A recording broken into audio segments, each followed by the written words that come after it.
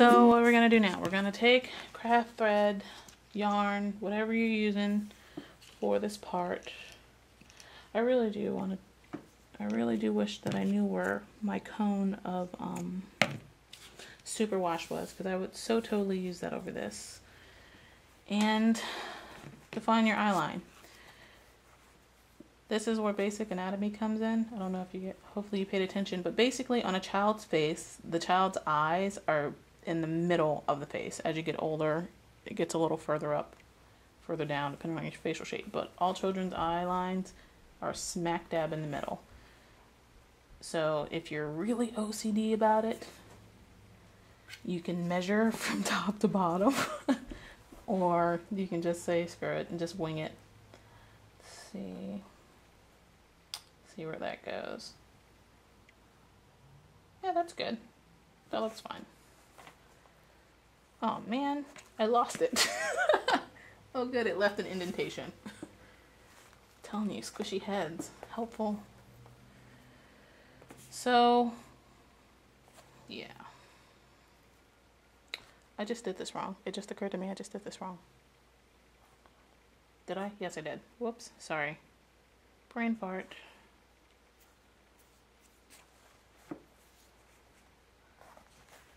There we go.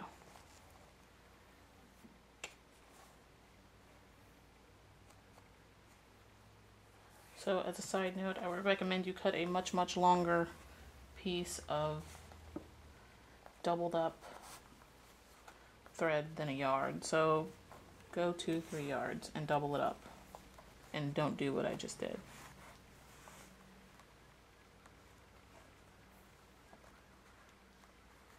Alright, knot it in the back once, and you're going to knot it again. This is actually the side of the head, but I'm going to move it to the back once I see where the eye line is. Right now it's a little crooked, so let me move it up.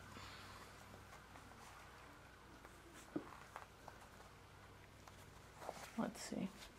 You're not staying. You're not being very nice there, buddy. Yeah, that's about the middle. Yeah. So what I'm going to do then is move it to the back of the head, like so. Pull it tight, but don't break the thread, and knot it. Okay, I think I'm going to move this up a little bit. Ooh, a crochet hook. A crochet hook will be awesome right now because it'll allow you to move your threads up or down however you want them without messing up your fingers or your hands. That's the biggest downside, is messing up your hands. Okay, so there we go. Now I have a Teenage Mutant Ninja Turtle. You see? La la la. I think I will call you Leonardo. He was always my favorite. But anyway, so now that we've defined the eye line, now we have to go across the side to define the cheeks and how big you want them to be. Okay, let's try with a longer thread doubled up. Let's see if I remember it better this time. Get off me. Okay, with this one, I like to go under. I don't know if you can see. I like to go right there in the nook. Whoops, sorry. In the nook of the neck and go up.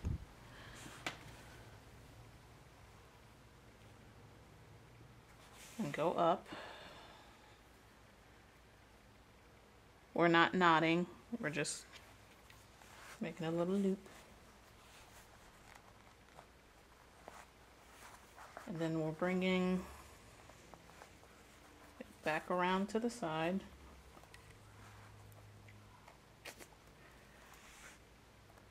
Oh, I still did it too short. It's okay. I'll work with it. Bring it around to the side. Not knotting it yet because I've yet to see what it looks like. Yeah, see that? That's all misshapen and stuff. I don't like that. So we're gonna move it a little further back. So don't be afraid to play with it. It's not set in stone, it's just string.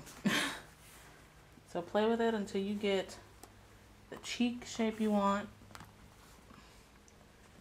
And I also like to pull some of the wool in from the back to get a fuller cheek, while simultaneously trying to keep this string taut so I can hold it in there, or, you know, accidentally let it go.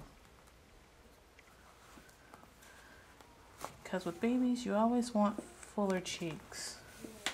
Always. Alright, let's tie a knot.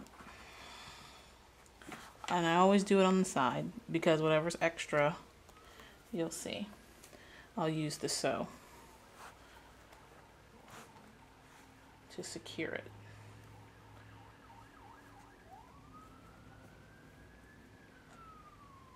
Okay, now I get it. This is what I have. Big forehead, little face. So I'm going to start dragging some of this. I'm going to pull up the string and start trying to move some of the wool that's back here to the cheek, so you can get a really nice full cheek. I'm sorry if I keep going off camera here. It's really hard to stay within my little black boxes that tells me the frame that you guys can see when I'm trying to do this. Come on, ow! Okay, this is not a long-nailed person job. I just bent my nail. That feels horrible. Okay, so as you can see, much fuller cheeks. Maybe I'll raise my eyeline up a smidge because I really want more. Take some of the wool from off the top to bring it to the bottom because I really want that chubby cheek look.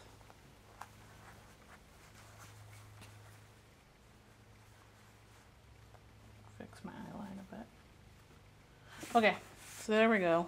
Still looks like a Teenage Mutant Ninja Turtle, but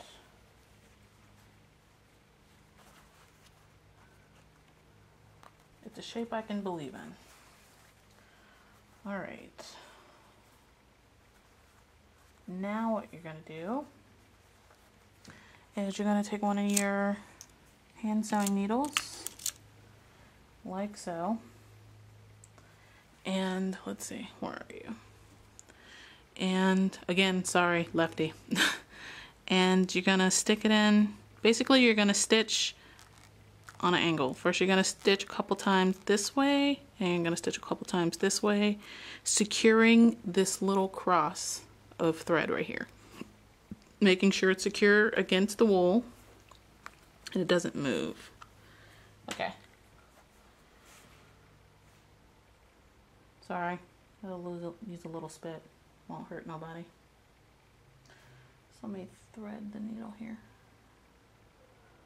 If I can get them. Whatever, I can only get one through.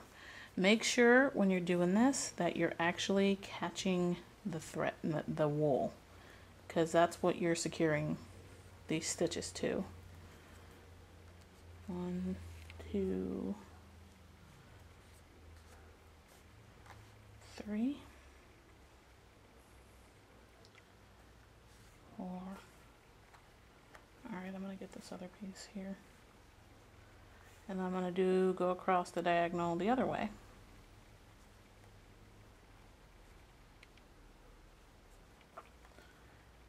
Again, this is just how I make dolls. It's not the end all be all on how to make one. If you find a way to suit your needs or find a technique that suits you better, go right ahead. This is just how I sew mine.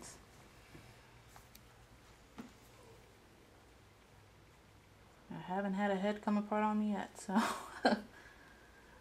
it's not horrible. Okay. I want to go in there one more time, but this thread is being a pain in the bootani. Okay. One last time.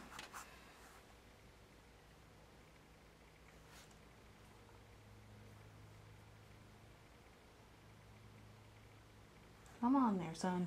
You can do it. Come on, son. Did I get in the frame? Did you almost see me? Well, the rest of me. because obviously you can see my working hands. Okay. All right, once I do that, then I just tie it into a knot. And you'll see why we're doing this, if you don't already know, after we do the other side. Let's clip these off. Oops, Stockette, get over there. You had your time to shine. All right, this side I'm just gonna get 30-inch piece.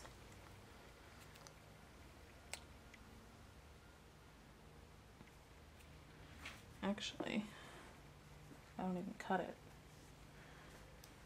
I'm gonna go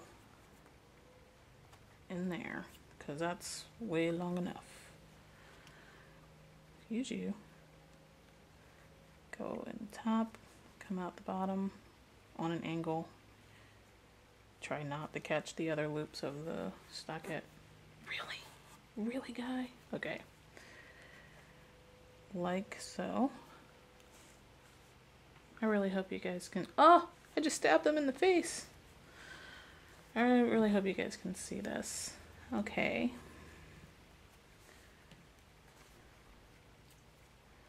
Keep going.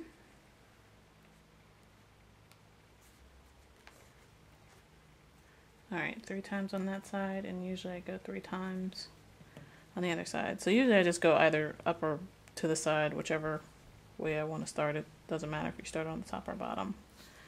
You're going on an angle either way. Alright, 1, 1,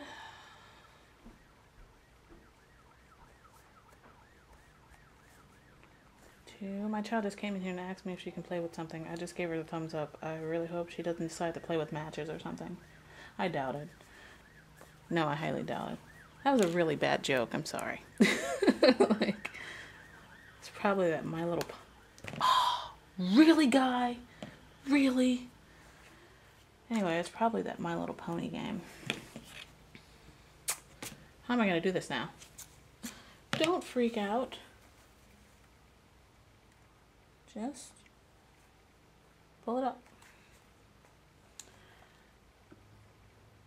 But anyway, I downloaded her a My Little Pony game app or something, because she's been in love with My Little Pony since, oh goodness, for the past couple years now. And I only allow her to play the games on weekends. She knows it's Friday, so she's been asking me if she can play it all day. So I'm pretty sure that's exactly what she was asking me, if she can play the My Little Pony game. Come on, one more time there, sir, and then I'll tie you off. Because thread breaking does happen. That doesn't mean you have to take the whole thing apart again. It just means you let up on a stitch. Just so you have enough to tie. This is going to be one heck of a tying, because that is a little piece. But I'm glad I'm able to show you this, because everybody only shows it when the good stuff happens. Nobody shows when, oh crap, what do you do when your thread breaks? And you have this little itty bitty teeny weeny piece to friggin' use to tie a knot. Nobody shows that part. And I'm telling you, you do it with ultimate patience. And apparently a lot of saliva to make sure that the threads don't come apart. Okay, it's done. It's together. Ta-da! Alright, so right now, you should have still have the really long tail from, you should still really have the long tail from doing the eye line. After you, secure stitch on this side of the head and secure stitch on that side of the head. The whole point is that we're actually going to take this and bring it all the way down to the neck. This is where a crochet hook comes in handy. But I'm not a hooker, so I don't have a crochet needle around. Or do I? I may have, but this is actually working really nice to where I don't need to, because this can hurt your fingers depending on the type of string you use and how tight you pull it. But actually, I don't need it. This is actually the nicest that it's gone down. But anyway, so you would pull it from the back. As you can see, I pulled it from the back to the neck. There's its super long string. And I just gently went about it and just pulled it down as far as it would go. Now I have an almost, if I can get that poofy again, nice round head. There. There's her head. Oh wait, he doesn't have a nose. How much time do I have on this bad boy? Oops. I only have 4 more minutes, so I'm gonna make another video showing you guys how to put the nose on, do the skin, and that's all that's left in forming the head. Sweet. Oh yeah, hold on. You can clip that off now. So yeah, next up is the nose and adding the skin. How wide around is this? I'll just put this in the video before I forget. It's 14 inches. So it was a big gargantuan 15-16 inch round. Who did it and what for? And it compressed an inch to 2 inches. So yeah, next up, nose, skin, what to do about this muscle tough, and how to avoid your doll from getting ghost neck. That'll be explained next.